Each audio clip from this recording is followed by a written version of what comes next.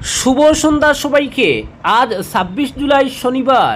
আজকের সন্ধ্যার বিশেষ বিশেষ খবর হলো, করিমগঞ্জ শহরকে যানজট মুক্ত রাখতে ই রিক্সা চলাচলে কড়াকড়ি শ্রীভূমি পৌরসভার। 1 আগস্ট থেকে কার্যকর হবে নতুন নিয়ম। পাঁচগ্রামে জাতীয় সড়ক সংস্কারের কাজে ঢিলেমি, নির্বিকার প্রশাসন ও নির্মাণ সংস্থা। বৃষ্টিতে কাদা ও রৌদ দুলজোড়ে স্তব্ধ জনজীবন। গোমতী নদীর স্লুইস গেট নির্মাণের কোটি টাকার প্রকল্প এখনও অসম্পূর্ণ। তদন্তক্রমে ব্যবস্থা গ্রহণের দাবি এলাকাবাসীর। কেওয়াইসি বাধ্যতামূলক। খাদ্য সামগ্রী 6 মাস না তুললে বন্ধ হবে রেশন কার্ড। বিপাকে নীতিশ কুমার, 70,000 কোটির হিসাব দেয়নি বিহার সরকার। ভোটের আগে অনিয়মের আভাস কেগ রিপোর্টে। অঙ্গনওয়াড়ি কেন্দ্রের নির্মাণ কাজ দেখে চটেলাল মন্ত্রী কৃষ্ণেন্দু। চম্পাবাড়ি কেন্দ্রে গিয়ে 1 সপ্তাহের মধ্যে রিপোর্ট তলব মন্ত্রীর। গত 12 বছরে আসামে বন্যায় ক্ষয়ক্ষতি 40,000 কোটিরও বেশি। রাজ্য ও কেন্দ্রের প্রতিবেদনে সামনে এলো ভয়াবহ তথ্য। এবছরের শেষ পর্যন্ত সভাপতি জেপি নাড্ডাই জল্পনা বিজেপির অন্দরে। ফিলিস্তিনকে স্বাধীন রাষ্ট্রের স্বীকৃতি ফ্রান্সের। দায়িত্বজ্ঞানহীন, লজ্জাজনক। ক্ষুব্ধ প্রতিক্রিয়া আমেরিকা ইসরায়েলের। এবং সর্বশেষ খবরটি হলো, 5 বছরে নাগরিকত্ব ত্যাগ করেছেন প্রায় 9 লক্ষ ভারতীয়। সংসদের তথ্য কেন্দ্রের। এবারে শুনুন বিস্তারিত খবর। সরকারি জমি জবরদখল মুক্ত করতে একদিকে প্রশাসনের তরফে চলছে উচ্ছেদ অভিযান, অন্যদিকে শ্রীভূমি শহরকে যানজট মুক্ত করতে ই রিক্সা চলাচলের ক্ষেত্রে বেশ কিছু নিয়ম নীতি বেঁধে দিল শ্রীভূমি পৌরসভা। বিশেষ করে গ্রাম থেকে শহরে এবং শহর থেকে গ্রামে যাত্রী নিয়ে যাতায়াতে ই রিক্সার ক্ষেত্রে পৌরসভা নতুন রোডম্যাপ তৈরি করে দিয়েছে। আগামী 1 আগস্ট থেকে নতুন নিয়ম কার্যকর হবে বলে জানালেন পৌরপতি রবীন্দ্রচন্দ্র দেব সহ উপপৌরপতি সুখেন্দু দাস। এক সাংবাদিক সম্মেলন ডেকে পৌরপতি রবীন্দ্রচন্দ্র দেব ও উপপৌরপতি সুখেন্দু দাস বলেন, নিয়ম নীতি ছাড়া ই রিক্সা চলাচলের ফলে সাধারণ মানুষ থেকে স্কুল কলেজের ছাত্রছাত্রী ও সরকারি কর্মীদের যাতায়াতে চরম অসুবিধার সম্মুখীন হতে হয়। ফলে শহর থেকে গ্রামে যাত্রী নিয়ে যাতায়াত করা কিংবা গ্রাম থেকে শহরে যাত্রী নিয়ে আসার ক্ষেত্রে পুরসভা কর্তৃক কিছু নিয়ম তৈরি করা হয়েছে, যা আগামী 1 আগস্ট থেকে কার্যকর হবে বলে স্পষ্ট জানান পৌরপতি। তিনি বলেন, শহর থেকে যাত্রী নিয়ে যাওয়া ই রিক্সাগুলো বনরসি কালভার্ট পর্যন্ত যেতে পারবে। অন্যদিকে টাউন এলাকা থেকে লঙ্গাই ব্রিজ এবং টিলাবাজার পর্যন্ত চলাফেরা করতে পারবে। শিলচর রোডের সরিষা গ্যাস গোডাউন বা নিউ করিমগঞ্জ রেলওয়ে স্টেশন পর্যন্ত যেতে পারবে। তবে নিউ স্টেশনে যাত্রী নিয়ে যাওয়া ই রিক্সাগুলোকে যাত্রী ছাড়া ফিরে আসতে হবে শহরে। অন্যদিকে পাতারকান্দি রোডের লাইফলাইন হাসপাতাল পর্যন্ত ই রিক্সাগুলো যাত্রী নিয়ে চলাচল করতে পারবে বলে জানান পৌরপতি রবীন্দ্রচন্দ্র দেব। শুধুমাত্র শহরের নয়, গ্রামাঞ্চলের ই রিক্সাগুলোর ক্ষেত্রেও কঠোর নিয়ম জারি করা হয়েছে বলে জানান পৌরপতি ও উপপৌরপতি। তারা বলেন, গ্রামের ই রিক্সাগুলো যাত্রী নিয়ে সরাসরি পুরো এলাকায় প্রবেশ করতে পারবে না। পুরসভা কর্তৃক নির্ধারণ করা নির্দিষ্ট স্থানেই শহরের বাইরে তাদের থাকতে হবে এবং ফেরার পথে কোনো যাত্রী নিয়ে ফিরতে পারবে না। তাছাড়া শহরের ই রিক্সার মালিকদের নিজেদের রিক্সাগুলোতে হলুদ রং করতে হবে এবং পুরসভার তরফে দেওয়া লোগো ক্রয় করে ই রিক্সায় লাগাতে হবে বলে জানান রবীন্দ্রচন্দ্র দেব ও সুখেন্দু দাস। একই সঙ্গে শহরের ই রিক্সাগুলোর ইন্স্যুরেন্স এবং অন্য নথি আপডেট রাখতে হবে। শহরের ই রিক্সা চালক, পৌরসভা কর্তৃপক্ষ এবং ট্রাফিক ইনচার্জকে নিয়ে ডাকা এক ত্রিপাক্ষিক বৈঠকে সর্বসম্মতিক্রমে এসব সিদ্ধান্ত গৃহীত হয়েছে বলে জানান পৌরপতি। নিয়ম ভঙ্গকারীর বিরুদ্ধে কঠোর ব্যবস্থা নেওয়া হবে বলে জানিয়েছেন পৌরপতি রবীন্দ্রচন্দ্র দেব। পরবর্তী খবর, গোমতী নদীর স্লুইস গেট নির্মাণের কোটি টাকার প্রকল্প এখনও অসম্পূর্ণ। তদন্তক্রমে ব্যবস্থা গ্রহণের দাবি এলাকাবাসীর। বদরপুর চৈতন্যনগর খণ্ড উন্নয়নের অধীন গোমতী নদীর স্লুইস গেট 1 যুগ থেকে নির্মাণ চললেও আজও অসম্পূর্ণ। মজলিশপুর গ্রামের আতাতকুল কৃষিমাঠের গোমতী নদীর জলের সদ্ব্যবহার করে বাগিচার বিল, মুগ্রপুর, আমাইটিলা, পূর্ব দত্তপুর, হরিনাদিক, মজলিশপুর, রাঙ্গারপাড়া সহ বিভিন্ন গ্রামের কৃষিজমি চাষ করার কথা। তৎকালীন কংগ্রেস সরকার কোটি কোটি টাকা মঞ্জুর করলেও সেচ বিভাগের দুর্নীতির জন্য মজলিশপুর স্লুইস গেট দাঁড়িয়ে আছে শুধু নাম নিয়ে।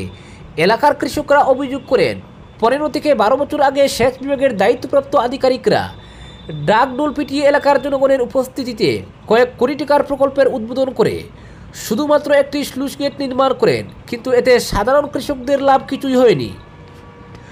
বর্তমান সময়ে এলাকার উঁচু কৃষি জমিগুলো শুকিয়ে গেছে। দীর্ঘদিন ধরে কৃষিকাজের প্রয়োজন অনুসারে বৃষ্টিপাত হচ্ছে না।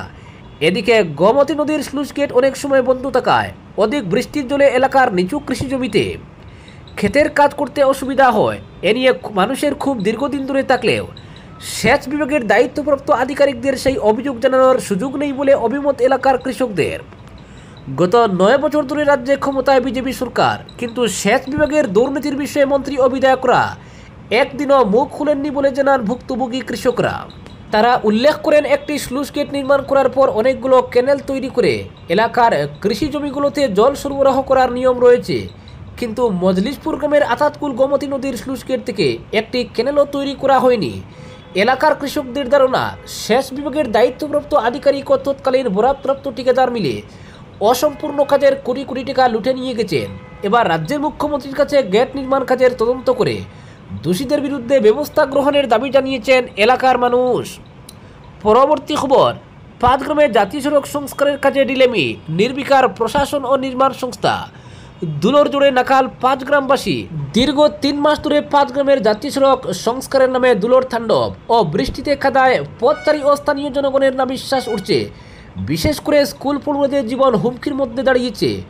বৃষ্টি হলে কাদায় গড়াগড়ি করে স্কুলে যেতে হচ্ছে পড়ুয়াদের, আর রোদে ধুলোর জল।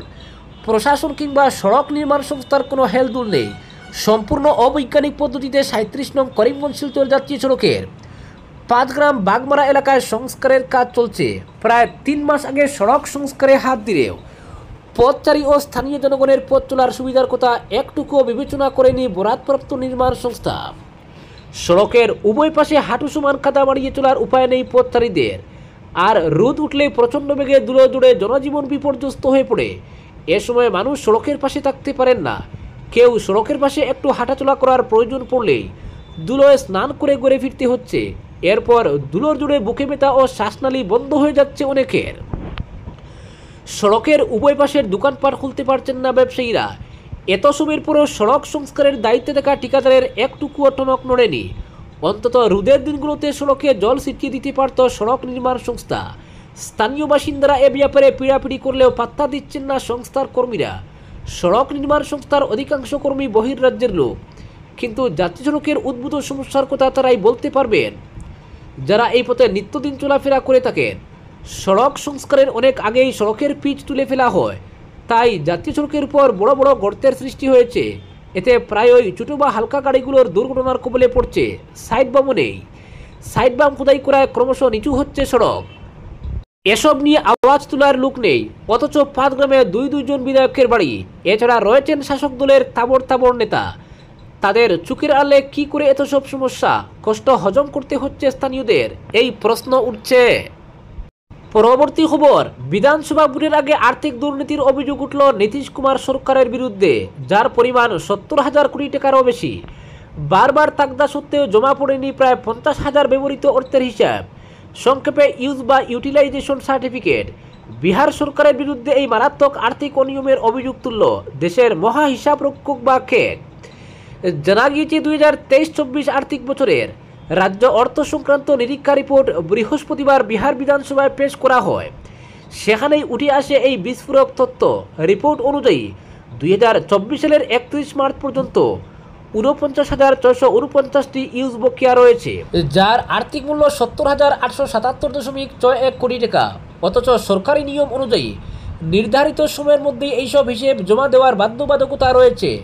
রিপোর্টে কেক স্পষ্টভাবে সতর্ক করে দিয়েছে, এই ইউজ জমা না পড়া অর্থাৎ অর্থ ব্যবহারের যথাযথ প্রমাণ না থাকার ফলে তা দুর্নীতি, তছরূপ বা অন্য কাজে অর্থ গড়িয়ে দেওয়ার ঝুঁকিকে মারাত্মকভাবে বাড়িয়ে দিচ্ছে। তদন্তে আরও চমকপ্রদ তথ্য সামনে এসেছে। রিপোর্টে বলা হয়েছে, এই বিশাল অঙ্কের বকেয়ার মধ্যে 14,452.38 কোটি টাকার ইউজ 2016-17 সালের আগের, অর্থাৎ এই হিসাব লঙ্ঘন বহু পুরনো এবং দীর্ঘদিন ধরে চলা সমস্যা।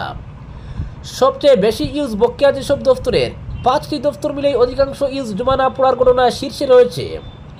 তাদের বকেয়া টাকার পরিমাণ এইরকম: পঞ্চায়েত রাজ দফতর 28,154.10 কোটি টাকা, শিক্ষা দফতর 12,623 কোটি টাকা, নগর উন্নয়ন দফতর 11,065 কোটি টাকা, গ্রামীণ উন্নয়ন দফতর 7,800 কোটি টাকা, কৃষি দফতর 2,107.63 কোটি টাকা। বিধানসভায় রিপোর্ট পেশ হওয়ার পরই বিরোধী দলগুলি বিহার সরকারের বিরুদ্ধে তুপ দেখেছে। আর্থিক বিশৃঙ্খলার এমন চিত্র সামনে আসায় রাজ্যবাসীর টাকা কোথায় যাচ্ছে সেই প্রশ্ন উঠছে সর্বত্র। সরকারের পক্ষ থেকে এখনো কোনো প্রতিক্রিয়া মেলেনি। পরবর্তী খবর, অঙ্গনওয়াড়ি কেন্দ্রের নির্মাণ কাজ দেখে চটে লাল মন্ত্রী কৃষ্ণেন্দু। চম্পাবাড়ি কেন্দ্রে গিয়ে 1 সপ্তাহের মধ্যে রিপোর্ট তলব মন্ত্রীর।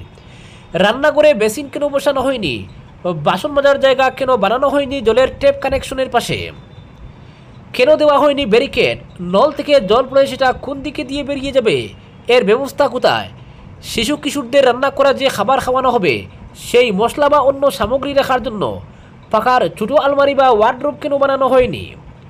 শ্রীভূম জেলার পাতারকান্দির চম্পাবাড়ি চা বাগানের 6 নং মডেল অঙ্গনওয়াড়ি কেন্দ্র উদ্বোধন করতে এসে এসব অব্যবস্থা দেখে নির্মাণের সঙ্গে যুক্ত সবার উপর রুদ্রমূর্তি ধারণ করলেন মন্ত্রী কৃষ্ণেন্দু পাল। পাতারকান্দির লঙ্গাই এটিসি চা বাগানের অধীন লালখিরা চা বাগানের 110 নং, চম্পাবাড়ি 6 নং এবং পুতনি বাগানের 5 নং মডেল অঙ্গনওয়াড়ি কেন্দ্রের ফিতা কেটে আনুষ্ঠানিক উদ্বোধন করেন মন্ত্রী কৃষ্ণেন্দু পাল। এর মধ্যে চম্পাবাড়ি 6 নং মডেল অঙ্গনওয়াড়ি কেন্দ্রের উদ্বোধনে এসে নির্মাণ কাজে গাফিলতি দেখে চরম ক্ষোভ ব্যক্ত করেন মন্ত্রী। নির্মাণ কাজে জড়িত ইঞ্জিনিয়ার, ঠিকাদার, নির্মাণ কর্মী সকলকে সামনাসামনি ডেকে এনে কৃষ্ণেন্দু স্পষ্ট ভাষায় বলেন, এভাবে অঙ্গনওয়াড়ি কেন্দ্র বানালে চলবে না। সঠিকভাবে কাজ না করে সরকারের অর্থ নিয়ে ছেলেখেলা করলে কেউ পেমেন্ট পাবেন না, সব আটকে রেখে দেওয়া হবে। ইঞ্জিনিয়ার, ঠিকাদারদের উদ্দেশ্যে কৃষ্ণেন্দু বলেন, আপনারা নিজের কোনো ঘর বানাতে গিয়ে কি এভাবে গাফিলতি করবেন? রান্নাঘর বানানো হয়েছে, কিন্তু এতে রান্না করার সময় হাত ধোয়া ও বাসনপত্র ধোয়ার জন্য বেসিন না থাকলে কিভাবে কাজ হবে? কিভাবে বজায় থাকবে শিশুদের স্বাস্থ্য? বাসন ধোয়ার জায়গা না থাকলে এই রান্নাঘরে কি কাজ করা যাবে? এসব বাদ দিয়ে মডেল অঙ্গনওয়াড়ি কেন্দ্র কোনো মতেই মেনে নেওয়া হবে না। 2-3 দিনের মধ্যে বেসিন লাগানো হোক, জায়গা বানিয়ে দেওয়া হোক বাসন মাজার, জলের নল বসানো হোক বাসন মাজার জায়গার পাশে। 1 সপ্তাহের মধ্যে কাজগুলো শেষ করে তাকে রিপোর্ট দেওয়া না হলে তিনি ইঞ্জিনিয়ার, ঠিকাদার এবং নির্মাণ কর্মীর উপর কড়া ব্যবস্থা নেবেন, এমনই হুঁশিয়ারি দেন মন্ত্রী। তার সঙ্গে ছিলেন নবনির্বাচিত জেলা পরিষদ সদস্য গুড্ডু গুয়ালা। পরবর্তী খবর, এবছরের শেষ পর্যন্ত সভাপতি জেপি নাড্ডাই জল্পনা বিজেপির অন্তরে। ইস্যু উপরাষ্ট্রপতি নির্বাচন, আর সেই কারণেই সম্ভবত আরও পিছিয়ে যাচ্ছে সর্বভারতীয় স্তরে বিজেপির সাংগঠনিক নির্বাচন। এমনকি বিহার বিধানসভা নির্বাচনের পরেও জগৎ প্রকাশ নাড্ডার উত্তরসূরি বাছাই নাও করতে পারে বিজেপি। বিজেপির শীর্ষ সূত্রে খবর, চলতি বছরের শেষ পর্যন্ত দলের সর্বভারতীয় সভাপতি পদে থেকে যেতে পারেন কেন্দ্রীয় স্বাস্থ্যমন্ত্রী জেপি নাড্ডা। গোটা বিষয়কে অত্যন্ত ইঙ্গিতপূর্ণ বলেই মনে করছে রাজনৈতিক বিশেষজ্ঞ মহল। বিজেপির নিয়ম অনুযায়ী দেশের অন্তত অর্ধেক রাজ্যে দলের সাংগঠনিক নির্বাচন প্রক্রিয়া সম্পন্ন না হলে সর্বভারতীয় স্তরে তা করা যায় না। বর্তমানে রাজ্যে রাজ্যে সেই প্রক্রিয়া প্রায় শেষ। প্রাথমিকভাবে গেরুয়া শিবির স্থির করেছিল 15 জুলাইয়ের মধ্যে নাড্ডার উত্তরসূরি বেছে নেওয়া হবে, কিন্তু সেই টার্গেট পূরণ করা যায়নি। পরবর্তীতে বিহার ভোটের অব্যবহিত পরে সর্বভারতীয় স্তরে বিজেপির সাংগঠনিক নির্বাচনের ব্যাপারে চিন্তাভাবনা শুরু হয়েছিল। এরই মধ্যে উপরাষ্ট্রপতি পদ থেকে আচমকা ইস্তফা দেন জগদীপ ধনখড়। ফলে এই মুহূর্তে উপরাষ্ট্রপতি নির্বাচনের মতো গুরুত্বপূর্ণ বিষয় নিয়ে ব্যস্ত থাকতে হচ্ছে গেরুয়া শিবিরকে। তাই সব কিছু মিটে যাওয়ার পর চলতি বছরের শেষে কেন্দ্রীয় স্তরে দলের সাংগঠনিক নির্বাচনের পথে হাঁটতে পারে বিজেপি। তবে এক্ষেত্রেও কিছু বিষয়ে সংশয় প্রকাশ করেছেন রাজনৈতিক বিশেষজ্ঞরা। আগামী বছরের শুরু থেকেই বাংলা, কেরল, তামিলনাড়ুর মতো একাধিক রাজ্যে বিধানসভা নির্বাচনের দামামা বেজে যাবে। আজকের বিশেষ সংবাদ এখানেই সমাপ্ত।